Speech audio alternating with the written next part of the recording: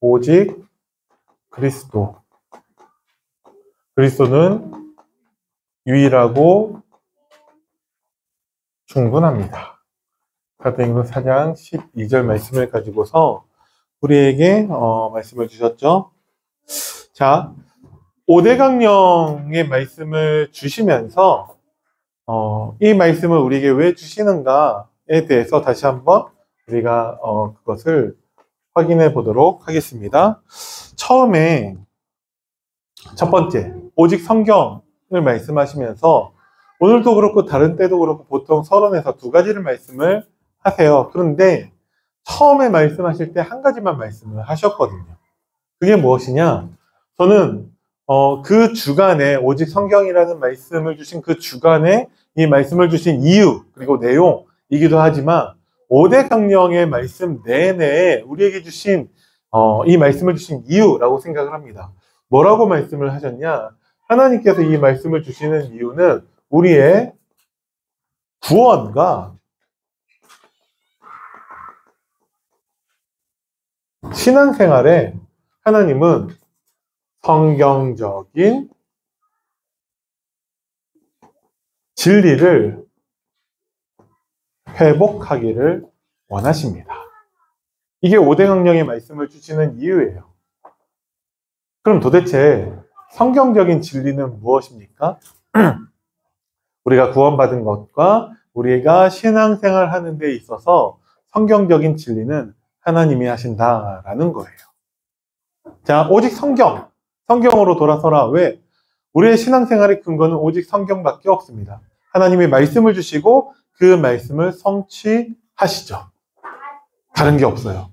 우리가 열심히 노력할 게 없어요. 하나님이 말씀을 주시고 그것을 성취하시는 것을 확인하는 게 우리의 신앙생활입니다. 성경적인 진리, 하나님이 하십니다. 그래서 오직 은혜예요. 우리가 구원받는 데 있어서 1%도 우리는 기여한 바가 없습니다. 하나님의 단독 사역이었어요. 그래서 오직 은혜라고 하죠. 오직 믿음. 우리의 노력과 열심이 아니에요. 우리의 자질과 공로가 아니에요. 오직 믿음인데 그 믿음까지도 하나님이 주십니다. 그죠?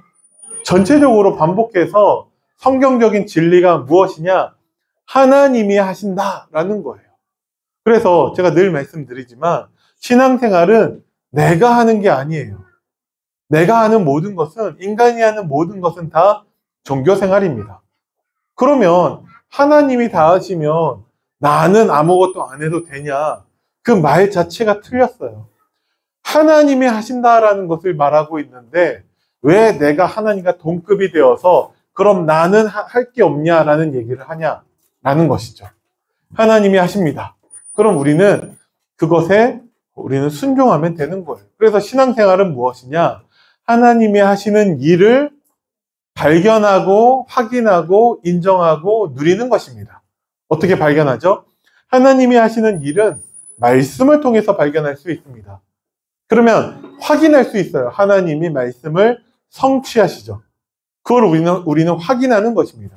그리고 그것을 인정하고 누리는 것이 참된 신앙생활이라는 것이죠. 근데 이것이 안 되기 때문에 많은 사람들이 열심히 합니다. 노력합니다. 예배에 빠지면 안 되고, 예배 시간에 딴짓하면 안 되고, 졸면 안 되고, 말씀에 집중해야 되고, 말씀 내용을 거의 암기하듯이 다 알아야 되고, 말씀대로 지켜야 되고, 얼마나 힘들어요. 하나님이 하십니다. 우리는 그것을 인정하고 믿고 누리는 자가 되기를 바랍니다. 그래서 우리가 신앙생활 하는 데 있어서 우리는 다 구원받은 하나님의 자녀라는 것이죠. 그래서 우리가 신앙생활 하는 데 있어서 그리스도 외에 다른 것은 필요하지 않습니다. 그런데 자꾸 다른 것을 말하는 것들이 있는 거죠. 우리는 다른 것을 말하는 것에 속지 말아야 됩니다. 근데 왜 자꾸 속냐? 많은 사람들이요, 성경을 읽지 않아서 성경이 우리의 신앙생활의 기준이 안 되는 거예요. 성경을 몰라서. 그래서 내 생각대로 합니다. 그래서 다른 기준으로 신앙생활을 해요. 예를 들어서 새벽 기도 해야 됩니까? 우리나라에서는 굉장히 민감한 주제예요. 근데 우리나라에서만 민감한 주제예요. 전 세계에서 새벽 기도 우리나라밖에 안 합니다. 네. 성경에서 새벽 기도 하라고 했냐? 그런 말 없어요. 근데 우리는 새벽 기도 하죠. 특히나 교육자들에게 새벽 기도 안 나가잖아요. 그것 때문에 잘리는 경우도 있어요. 근데 그 얘기를 전에 들은 적이 있거든요. 어떤 교회에서 전도사가 새벽 기도 안 나와서 잘렸다고 하더라고요. 근데 그게 너무 이상한 거예요. 누가 잘랐겠어요? 담임 목사님이 잘랐겠죠. 그러면 아니 전도사가 새벽 기도 안 나와서 잘릴 정도로 그게 되게 중요한가? 아니 그러면 그 교회 장로님들 다 나오나? 안 나온다고 잘리나? 그 목사님 자녀들은 다 새벽 기도 나오나? 안 나오면 쫓아내나? 아닐 거 아니에요. 왜 교역자만 잘리냐고요. 성경 어딜 봐도 새벽에 기도하라는 얘기가 없는데 우리나라만, 전 세계에서 우리나라만 한다라는 것이죠. 저는 새벽 기도를 할 필요 없다라고 생각하는 건 아닙니다. 새벽 기도는 우리나라의 좋은 유산이라고 생각을 해요. 근데 새벽에만 기도하면 뭐 대단한 능력이 나타납니까? 평상시에도 우리는 매일 매순간 기도 속에 있어야겠죠. 자, 새벽 기도가 성경적이지 않다라는 말도 아니에요. 예수님께서 새벽에 기도하셨기 때문에 그 말씀이 나에게 언약으로 붙잡아진 사람은 새벽에 나와서 기도하는 거예요. 근데 강제로 그게 언약도 아닌데 막 억지로 나와서 새벽에 기도해야 된다 강요한다면 그건 폭력이 되겠죠. 그죠? 자, 성경을 알지 못하면 내 생각이나 다른 것으로 우리가 틀린 신앙생활을 할 수 있다라는 거예요. 그래서 우리는 성경을 기준으로 해서 목사님 뭐라고 하셨냐? 이렇게 오늘 말씀하셨습니다. 그리스도인들은 성경 중심에 오직 예수 그리스도로 모든 것을 시작해야 된다고 하셨습니다. 네. 성경 중심에. 우리는 하나님의 은혜로 우리만큼 예수 그리스도를 잘 아는 사람이 별로 없어요. 이거는 다른 사람들하고 비교해서가 아니라 하나님이 우리에게 주신 축복이죠.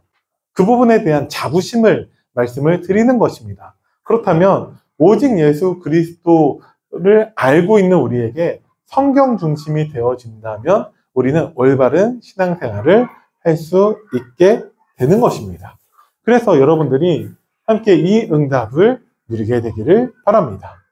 그러면 오직 예수 그리스도로 모든 것을 시작한다라고 했을 때 저는 여러분들이 딱 한 가지만 기억하셨으면 좋겠어요. 그게 무엇이냐? 하나님을 경외하는 자. 이번 한 주간 동안에 여러분들이 이 부분을 한번 곰곰이 생각을 해보시면 좋을 것 같습니다. 나는 하나님을 경외하는가? 경외한다라는 게 무엇이죠? 하나님은 우리를 사랑해 주신 사랑의 하나님이시죠. 그래서 우리는 하나님을 사랑하고 존경하고, 그죠? 근데 하나님은 공의의 하나님이세요. 하나님은 절대 죄를 그냥 넘어가시는 분이 아니세요. 그래서 우리는 하나님을 두려워해야 됩니다.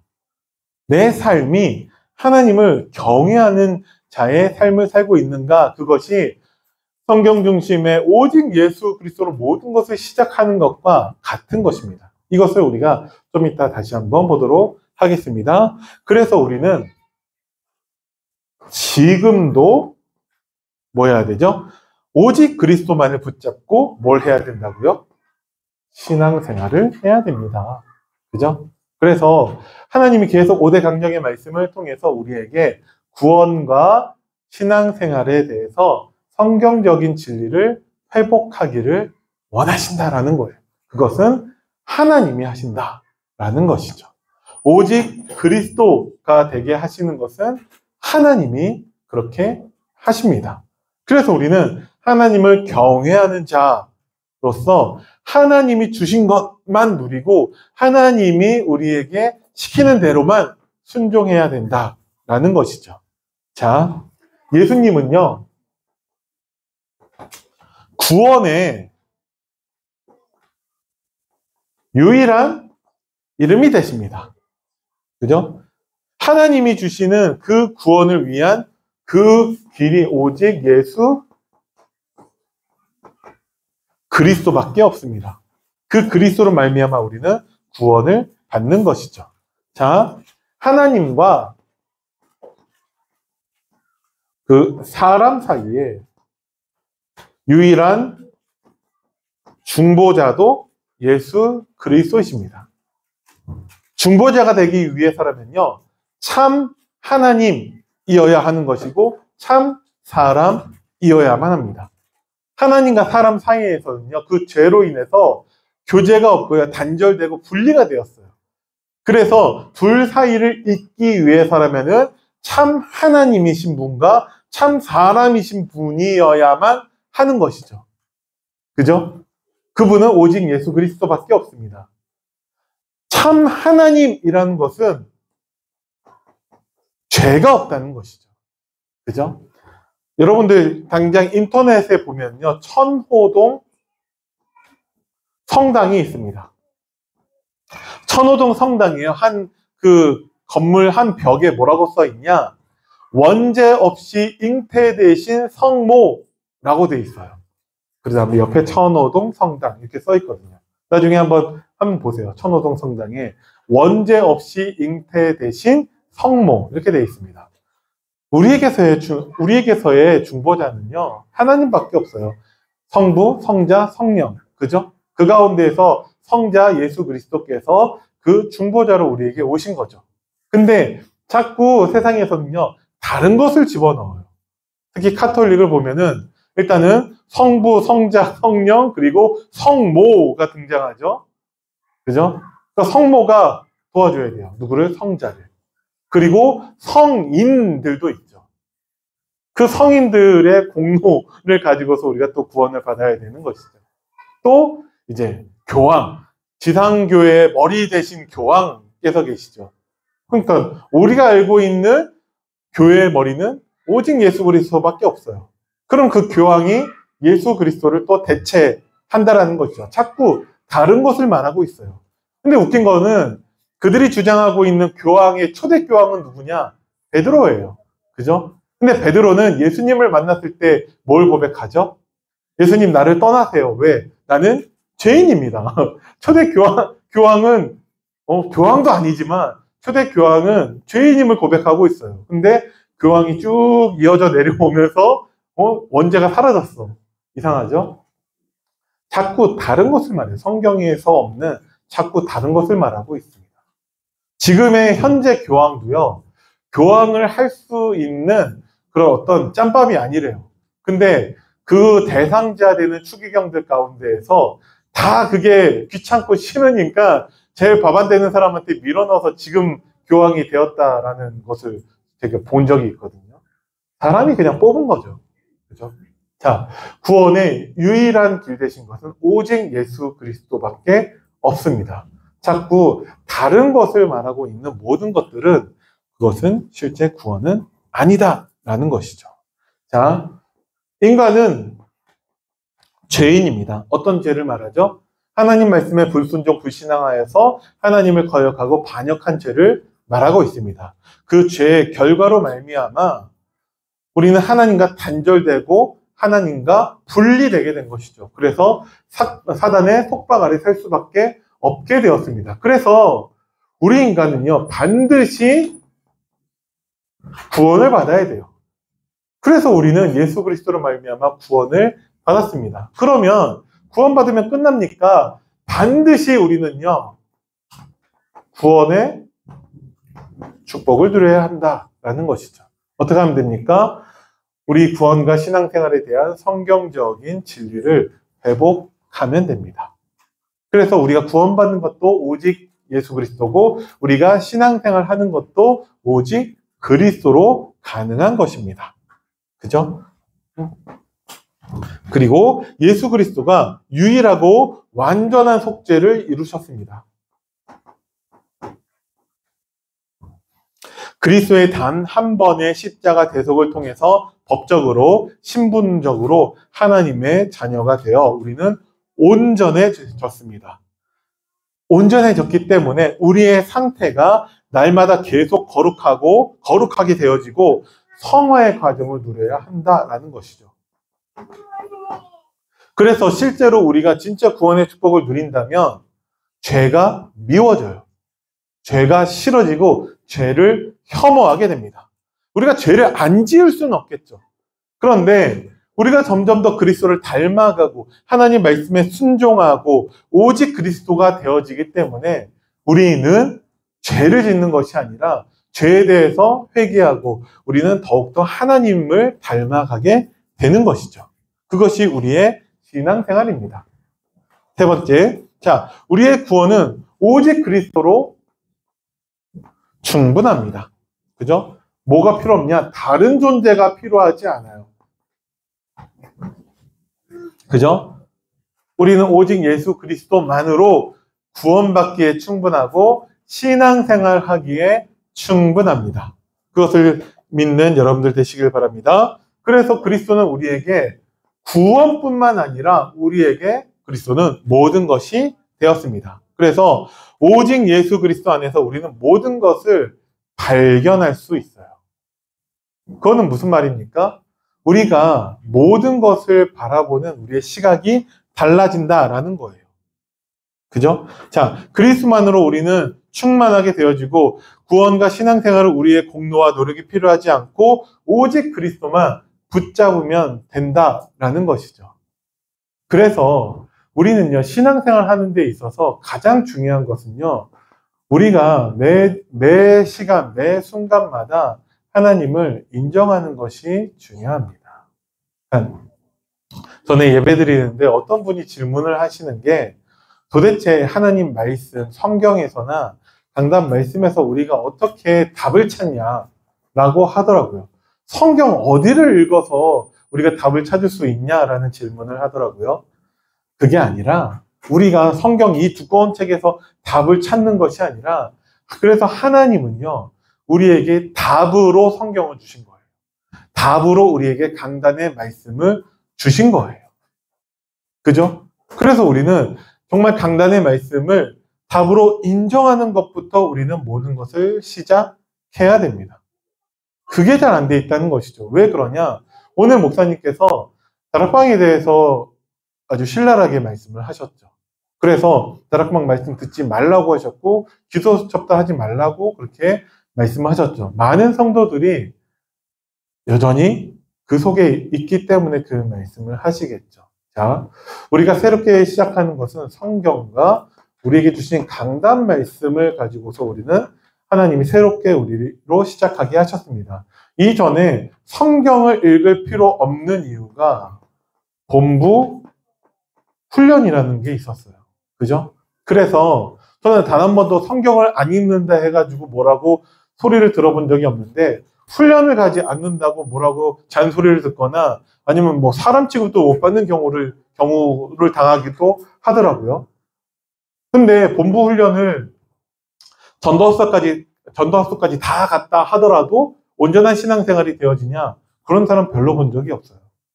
강단 말씀을 듣지 않아도 되는 본부 메시지라는 게 있었다라는 거죠. 그죠?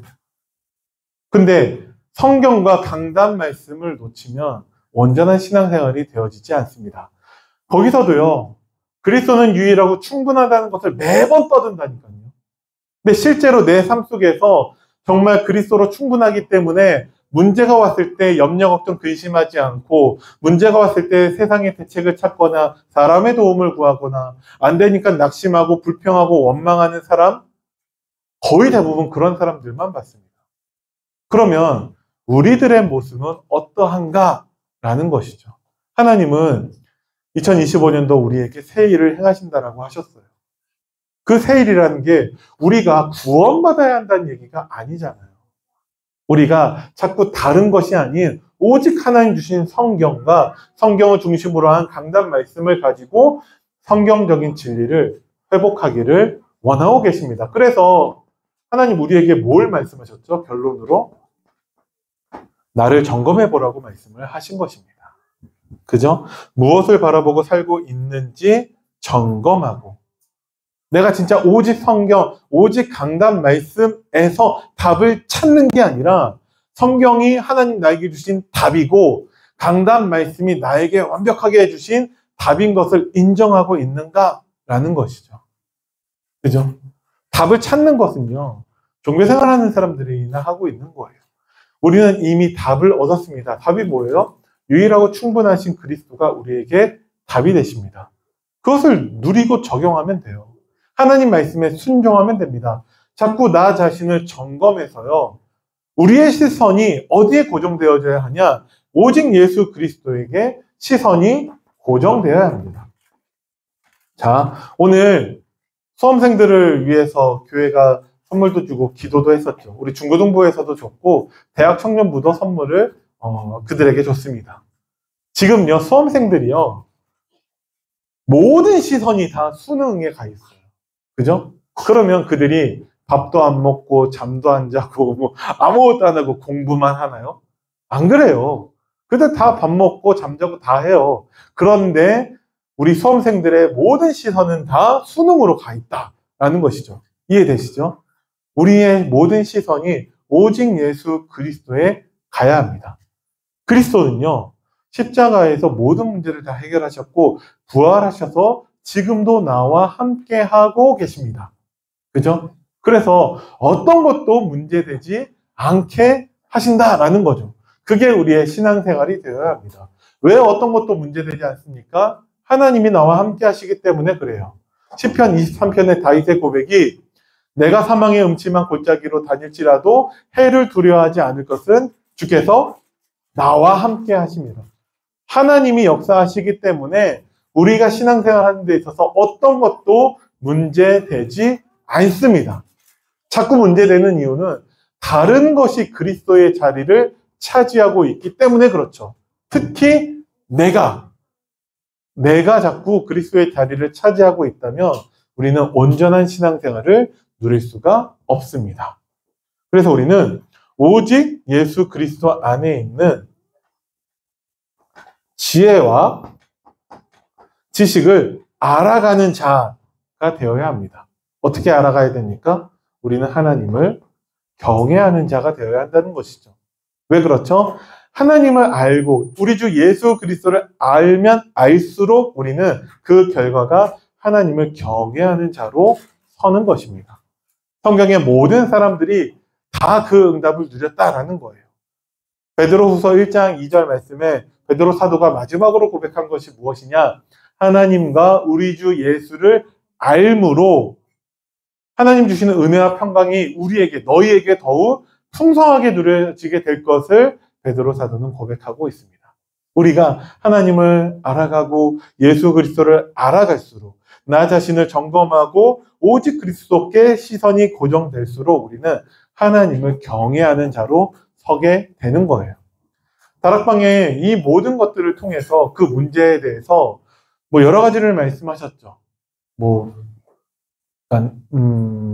원죄론에 대한 부분에서도 말씀하셨고, 사탄 중심의 그런 신학. 그래서 모든 것을 다 사탄 핑계대고 나는 피해자가 돼버리는 그런 것들 말씀을 하셨고, 또 이제 율법 폐기론적인 그런 구원관, 그런 것들을 말씀하셨는데, 그 결과 다락방의 가장 큰 폐해가 무엇이냐? 많은 범죄와 여러 가지 문제들 가운데 하나님은 분명히 그것을 그냥 넘어가시지 않거든요.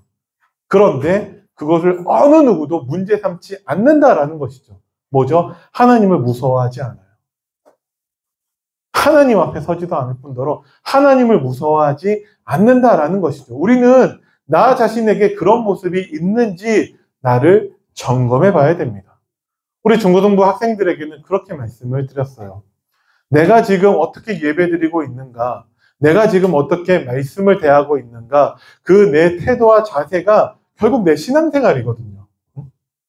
우리는 하나님을 무서워하지 않을 때가 너무 많이 있죠. 우리 자신을 점검해 봐야 됩니다.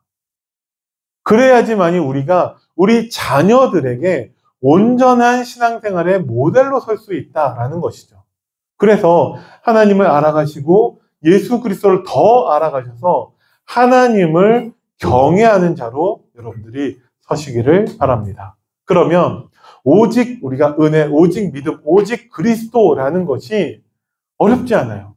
뭘 열심히 하는 게 아니고 내 공로와 내 자질이 아닙니다. 하나님이 우리에게 주신 것을 그대로 누리는 것뿐이에요. 하나님이 모든 문제를 그리스도를 통해서 해결하셨다라는 것을 인정하시고요. 지금 나에게 있는 문제와 어떤 고통 속에서 하나님의 계획을 또한 보시고 모든 시선이 그리스도에 고정되는 그 응답이 여러분들에게 있기를 바랍니다. 기도하겠습니다.